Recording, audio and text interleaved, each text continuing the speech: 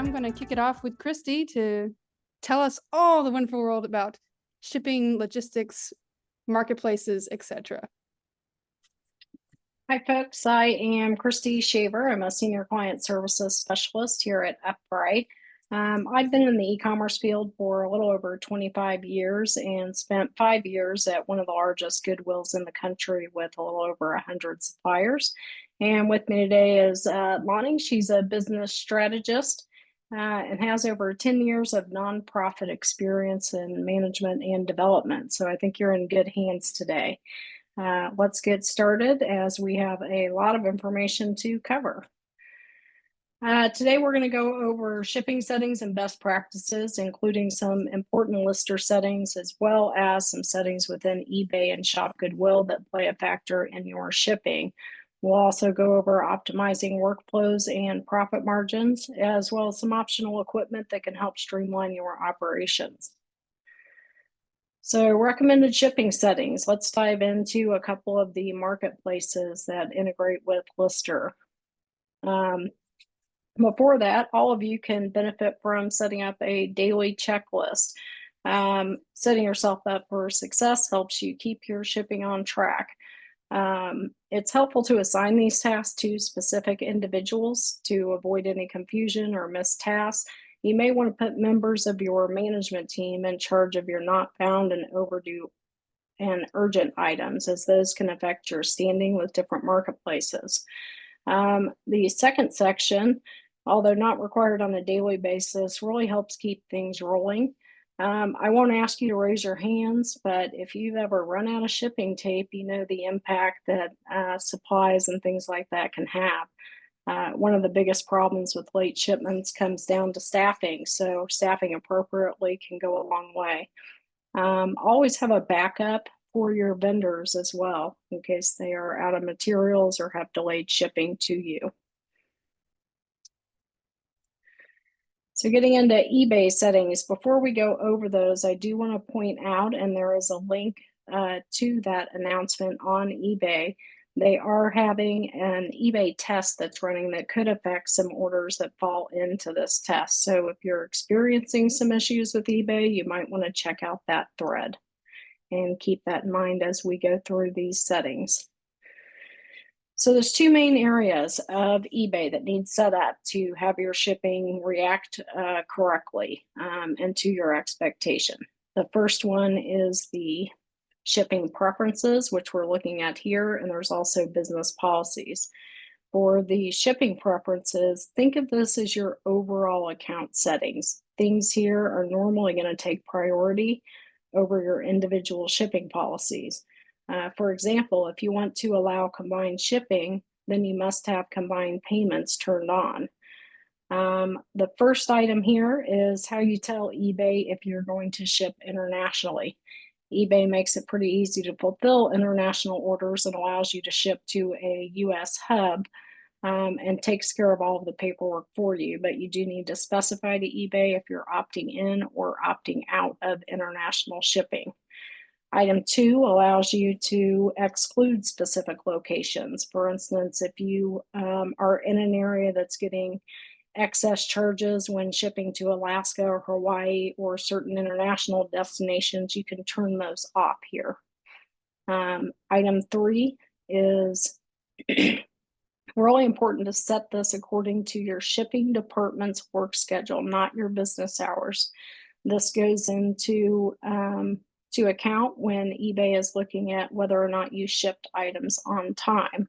So set that towards your shipping schedule instead of your business schedule there. Section 4 ties very close. This is the area that ties really closely in with your shipping business policies, which we're going to cover next. The first item there is your combined payment rules, and you must have this turned on to allow combined shipping. It also allows you to set the specific number of days that buyers can combine orders for. Your flat shipping rules are also here, and they are used in the business policies. So you can set up multiple different flat shipping rules here, and you'll select those in the business policies that we'll go through next. It allows you to either not offer combined shipping for flat rate items, or you can subtract or add a designated amount for each item in the shipment.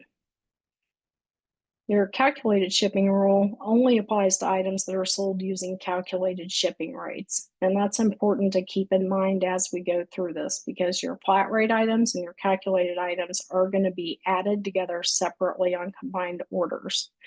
You can also specify things in your promotional offers, which is under item 5. If you want to offer discounts set up your promotional offers to set a discount for your shipping based on the number of items purchased or the total order amount. You can also specify minimum purchase amounts to qualify for free shipping, or the minimum number of items the buyer must purchase to qualify for your combined payments and shipping. We get a lot of support questions for eBay related to orders not combining correctly. So if you are having issues, this is the best place to start. And that again is kind of section 4 and 5 there are going to apply to that. So business policies are going to allow you to set up multiple different ones. So you can set this up by different categories or by item weights. It's really kind of dependent on how your business handles this. They're important because they let your buyers know how they can pay you, how long it will take you to ship the items, what delivery options you have available, and what the costs are, and also what your return policy is for each item. So here, item 1 is your name. That is what's going to appear in Lister as your shipping profile. So whatever you set there is what you will see in your name. You can also then set your flat rate or your calculated. So for anything in this policy, is it going to be a flat rate charge, or is it going to be a calculated shipping charge?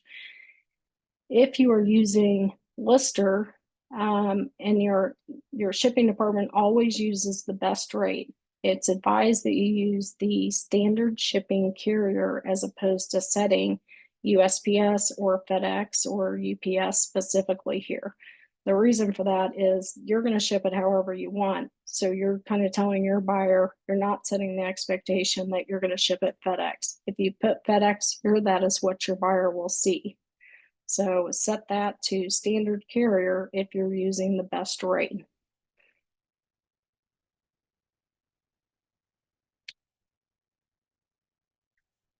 So each shipping policy also allows you to set your handling time.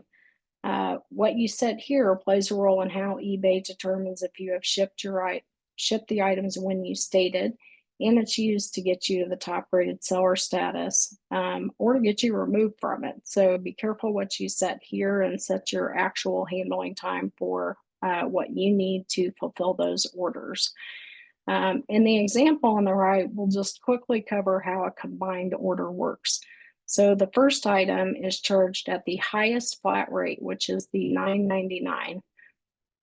So it's going to get that. The third item is also a flat rate, but you can see that it has an additional flat rate charge of $1.99. So it's only charging that.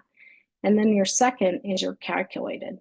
So it took the highest flat rate amount, the $9.99, the second flat rate, it did $1.99, and then it added the calculated price for your one calculated item for a total of $25.98.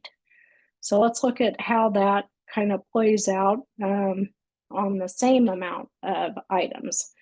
So these are the customer displayed rates based on your settings. eBay's going to do your calculated and then add your flat rate separately. So in the scenario 1, if someone were to buy all of these items together, that's your total at the bottom there. If you were to select no discount, you'll see in that column that you're not getting a discount on item 1 or item 2. It's calculating your calculated rates there.